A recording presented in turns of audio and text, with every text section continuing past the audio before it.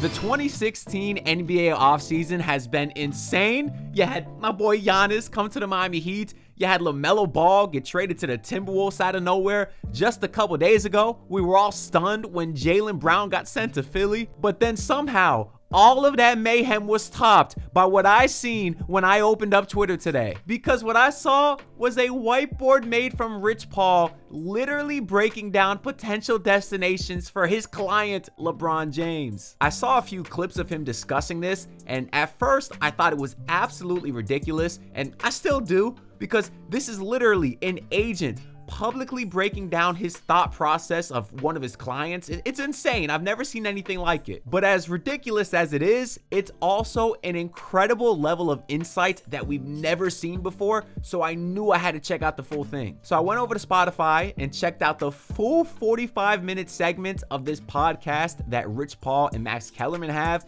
and after watching that, I must admit, I feel really good about the Miami Heat's chances of landing LeBron James. And that's what I want to discuss in today's video, which is sponsored by FanDuel. But before we do that, I want to remind y'all to subscribe to the channel. Although yesterday, I asked y'all to help me get to 10.3K subs by the end of the weekend, and we're already there. So I'm blown away by the support. Clearly, I underestimated how awesome y'all are. So I've set a new goal to get to 10.5K by the end of the weekend, and I'm only 160 away. So make sure to hit that button to help me out. I do greatly appreciate everyone's support. So at the beginning of their podcast, Rich Paul confirms that 27 teams have reached out to him about acquiring LeBron. However, only 10 of them made the official whiteboard. Off to the side, you see teams like Golden State, Dallas, Boston, New York, and San Antonio. And then in the middle, connected to LeBron, you have Philadelphia, Cleveland, Denver, Minnesota, and Miami. But before they begin breaking down the actual teams, Rich Paul does state that LeBron's family, which is really just his wife and daughter at this point because they're the ones in the house with LeBron. Of course, both his sons, Bryce and Bronny, are off doing their own thing now. But Rich Paul confirms that his family basically gave him the go-ahead to play wherever he wants. Although we do know that his wife loved her time in Miami, so I do think that's a huge plus for us. So let's start with what they said about the Miami Heat. And for us, I'll go ahead and play the full clip because I want you all to have the entire context. Now you go down south. Mitchell, Wiggins, Giannis, bam. Plus Pat, plus Spo. First of all, at LeBron's age, the funny thing is he can still play defense here and there. Yeah, but at 42, when it matters. But at 42, he does not have the energy to be carrying the offensive load he carries, and I don't just mean scoring, right? And playing defense on every possession like it's 2012 in Miami, right? Mm-hmm. What he needs is a guy like Bam on his team, a guy like Giannis on his team, a guy like Wiggins who can defend the perimeter. Off night, same thing. It's kind of defensively, it's perfect for him. And then LeBron can shoot from his spots. Mm-hmm. They need some shooting on that team. So as you heard, that was mostly just Max Kellerman talking, and he points out the insane defensive infrastructure the Heat would have around LeBron. We know this. We've discussed his fit here multiple times. It would be awesome. But meanwhile, you heard in the clip, Rich Paul really didn't say much. And that was the case for every team. Honestly, the entire episode was really just a LeBron puff piece where Max Kellerman would say, LeBron is a perfect fit with this team. And then he would name a bunch of reasons why. And Rich Paul would just kind of sit there and nod his head and go, But I'm not hating because that was the point of this exercise, I guess, if you want to call it that. Rich Paul says at the end that he put this board together just so Max Kellerman could see how difficult a decision this was going to be for LeBron. But that being said, I really didn't find this podcast as insightful as I originally thought it would be.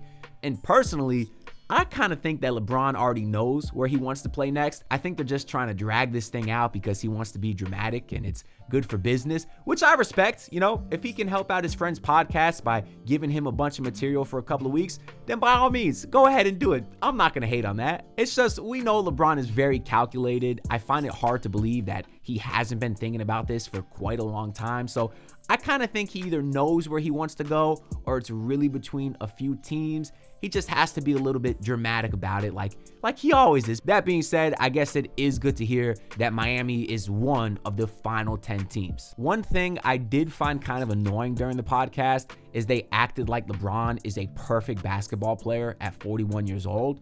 Rich Paul even said that any team LeBron goes to would become the favorite, which I don't agree with unless he's talking about the Eastern Conference, because then I kind of do agree with that statement. But just looking at these odds on FanDuel right now, they have the Knicks as the favorite to win the Eastern Conference, followed by Boston, Toronto, Philly, Cleveland, Detroit, and then Miami at 7th, which is insane. And then after that, they have Indiana and Orlando.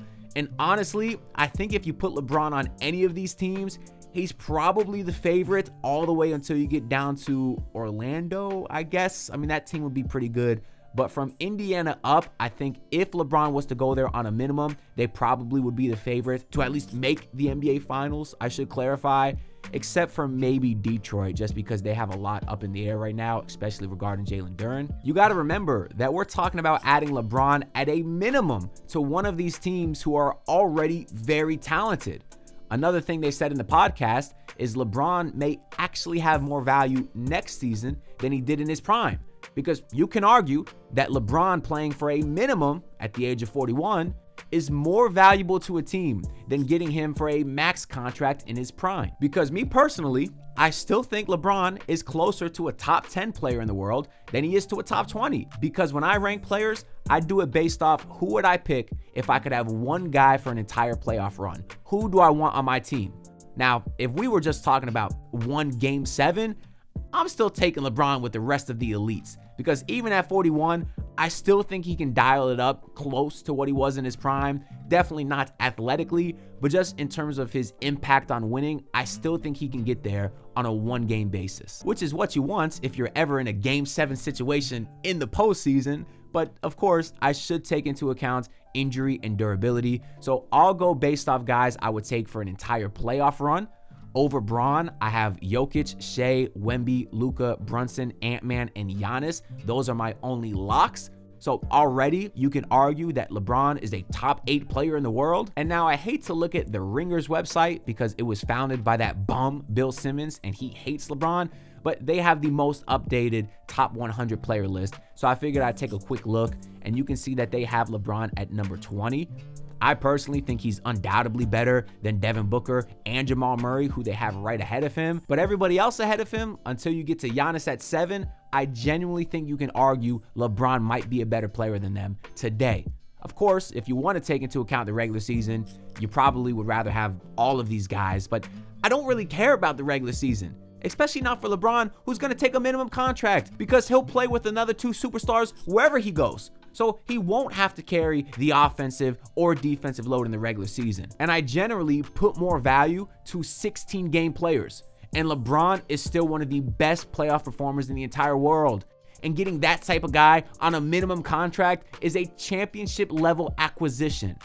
And I guess even if you agree with the Ringer and you think that he's the 20th best player in the world, getting him at a minimum is still unreal value. But let's go back to Rich Paul's whiteboard and just take a look at some of these other teams. We'll start with the ones on the outside, so we can begin with the Warriors, where you see he only has Steph and Draymond written down. Now, a week ago, the Warriors were the heavy favorite because you had Draymond opt out. Of course, he's a Klutch client, so we all thought that Draymond kind of knew something and he was going to take less money so they could bring in LeBron. But at this point, it doesn't seem like the Warriors are a possibility at all, because if they were going to get LeBron, you would have thought it would have happened already, because if Draymond opted out, you figured they would have brought LeBron back in right away and then Draymond could have signed, but it still hasn't happened. And now you see this whiteboard and they're sitting there on the outside. And you had Shams on ESPN today say that the Warriors aren't considered a favorite. So at this point, I think it's pretty safe to say he won't go there. Even when Max Kellerman brought them up, the first thing that Rich Paul said is that they would have a lot of fun playing golf together. He didn't even talk about the basketball fit. And then when Max Kellerman said, what about the basketball fit? Rich Paul just kind of brushed it off. He said, oh, well, it's Steph and Draymond. You could say whatever you want about him. It's Steph and Draymond. Like, he really didn't say anything about it. The only thing Rich Paul said about the Warriors is they're owned by Joe Lacob, who is someone always trying to build a championship team. But newsflash, so are 100% of the other owners. Maybe not 100%. Some of them just genuinely care about money. But almost every owner is trying to win a championship. So I just don't think the Warriors have any type of edge here. Right underneath them, you have the Dallas Mavericks. And his reasons for LeBron maybe wanting to go there is oil, golf, and then Masai Ujiri in Africa. I get it, Masai Ujiri is awesome, certainly one of the most well-respected GMs around the league, but you didn't even mention Kyrie here. I thought that was a bit weird. You didn't mention Cooper Flagg. You mentioned oil and golf. I mean, first off, you could play golf anywhere, especially in Miami. I mean, hell, I even have a Topgolf 10 minutes down the road. So I just think the Dallas Mavericks are a bit of a ridiculous addition here, and I can't see that happening at all. Underneath them, you have the Boston Celtics, who they really didn't even spend a lot of time talking about at first. It wasn't until later in the podcast where Max Kellerman brought them up and said, hey, LeBron would kind of be perfect there now that Jaylen Brown is no longer there. But there's a reason you see Boston on the outskirts here of this whiteboard. And one of the reasons listed is even Brad Stevens, who just made what people are calling maybe the worst trade in NBA history, trading Jaylen Brown for Paul George and two first-round picks. It should have taken 2 first-round picks just to offload Paul George's contract. And that's all the Celtics got for Jaylen Brown. So Brad Stevens is certainly not looked at in the brightest of lights right now. So I don't think Boston is a real option for LeBron. And then on the right side in the middle, you see the San Antonio Spurs, who are of course here because they would be a very competitive team if they added LeBron. They just lost in the NBA Finals. And I think if you put Wemby and Braun on the same team, my God, that team may never lose a game, but just because of the direction that team is going, I don't think LeBron is realistic for them. And we also heard that once they signed Tobias Harris, they were no longer in the LeBron sweepstakes. So once again, a team chooses Tobias Harris over a playoff superstar. But let's move on. The last team on the outside of the whiteboard is right under the Spurs, where you see the New York Knicks. This one was a bit scary because Rich Paul did flat out say that had the Knicks not won the championship, there would be no whiteboard and LeBron would be in New York, which I guess it makes sense because they'd be a great team and LeBron in that market would be insane. For him, for the NBA, oh my God, everybody involved would just be making hundreds of millions of dollars if he went to that market. But of course, for his legacy, if he was to join a team that just won it all, that wouldn't be great. LeBron was so hated when he came to Miami, and it kind of took a lot for him to kind of be looked at in the bright light that he is today. Or maybe it didn't even take a lot. All he had to do was go back to Cleveland, and all of a sudden everybody loved him again. But we know LeBron loves to be loved, and I think if he went to New York, that would be the one place where the general NBA fan may start to hate him again. So for his ego and for his legacy, I don't think the Knicks make sense. Max Kellerman tried to argue it because he said, oh, maybe people won't hate LeBron for joining the team that just won because they got worse. They lost Mitchell Robinson. They lost some other guys. Teams in the East are getting better. The Heat got Giannis. The 76ers got Jaylen Brown. So he was trying to make it seem like because the Knicks are no longer the favorite, if LeBron went there, it wouldn't seem like he's joining the ship of a team that just won. But that's just a ridiculous statement. So LeBron is not going to the Knicks. And if he does, I kind of respect it though, I'm not gonna lie, because he really wouldn't give a damn what anybody thinks. That's the same reason I have an unpopular opinion on this. I had no problem with KD going to the Warriors because we always say that guys should value winning over everything else. Well, KD went to the team that gave him the best chance to win, and he didn't care what anybody had to say about it. They said it was an easy move. Really? Because he knew that if he went to the Warriors, every single soul on earth would hate him. And KD didn't care. To me, that's not easy. To make a move knowing the entire world's gonna hate you, that's not easy. And he pushed that to the side because he valued winning over everything else. So I always respected KD for that. His goal was to win. He took the easiest route to get there. In life, if any of y'all have a goal, would you purposely take a harder goal to get there just because it might make you feel better? No. And if you do, you're stupid. Take the easiest route to achieve your goals. Anyways, now that that tangent is over, let's move on to some of these teams on the inside. We already looked at the Heat's clip, so there's really not much more we can say about them. But above them, we do have the 76ers, where you see it has Maxey, Edgecombe, Brown, and Embiid. Obviously, that team would be very scary. They do note how the addition of Jaylen Brown changes some things. And had he not gone there, they probably wouldn't even be an option for LeBron. Max Kellerman did say, well, like he did with every team, that LeBron would be the perfect fit there.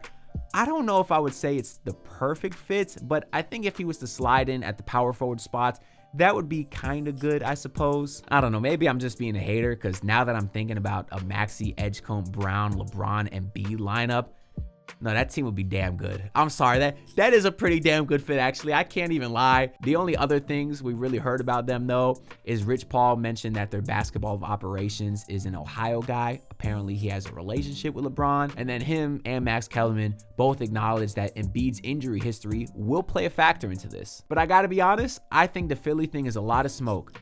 If you're LeBron at 41 years old, first off, I don't even think you'd want to go to a situation you're not familiar with.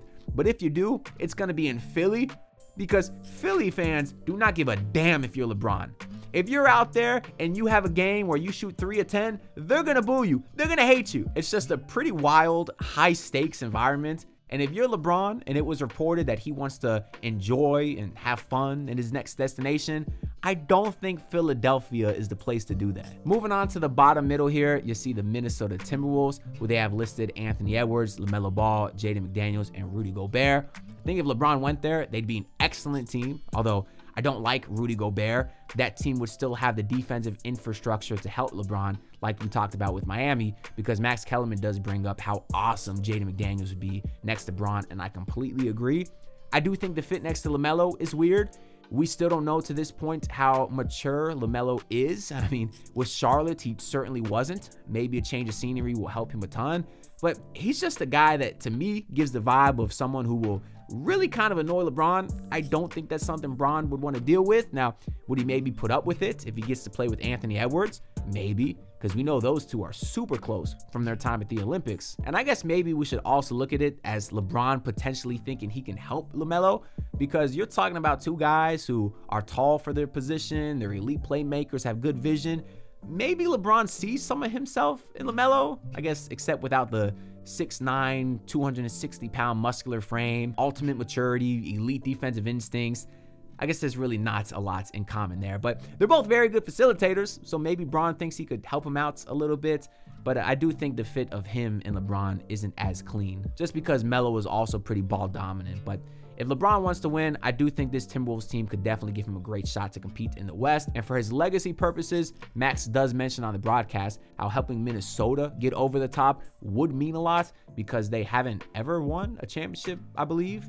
And also, they've been very close for the last several years. So if he's the guy that can finally get them over the doorstep and help beat the juggernauts of OKC and San Antonio, then I do think helping Minnesota get a ring would be insane for LeBron's legacy. To the right of them, you got the Denver Nuggets. I think Bron on that team would be so much fun, because the two highest IQ guys in the game, and Jokic and Bron playing on the same floor, would be just wild to watch. Max Kellerman even points that out as well. They'd have a great team also with Jamal Murray and Cam Johnson, Aaron Gordon too. So they basically spend their time talking about Denver on this podcast, just kind of praising how good that roster would be. Max Kellerman does bring up if an older player would like to play in that altitude. And Rich Paul does kind of say it doesn't matter to LeBron. He's one of the best athletes in the world. And I tend to agree with that too. So we understand how good that Denver team would be with LeBron. But one thing Rich Paul does mention is, which of these teams do you trust to continue to build, to continue to add pieces to really make themselves a contender?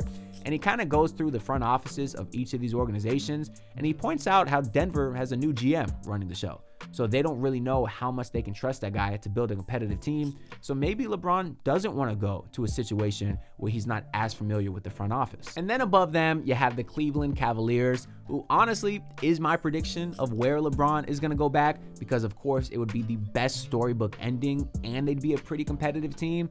Now, we should point out that Rich Paul mentioned this might not even be LeBron's last year.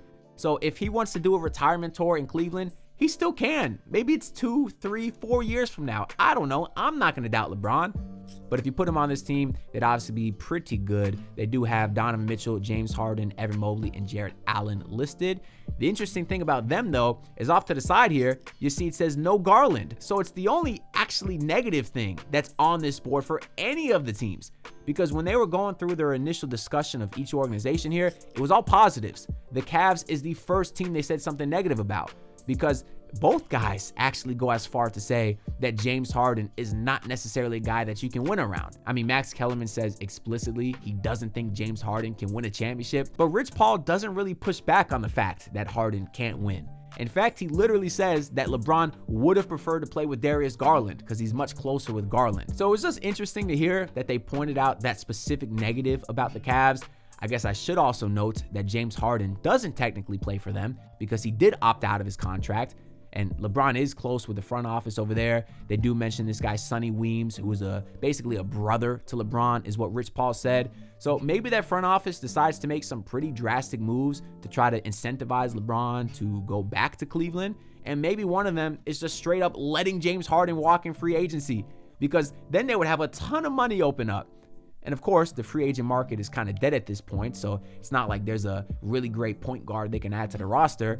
But maybe they could have LeBron play point, have Donovan Mitchell play the 2, find somebody else to play the 3. You could bring Max Strus back. I think he'd be an excellent shooter next to LeBron. Or they could save all that cap space and try to get somebody later down the line. Maybe trade for a really great player at the trade deadline into their cap space. So it would give the Cavs some flexibility.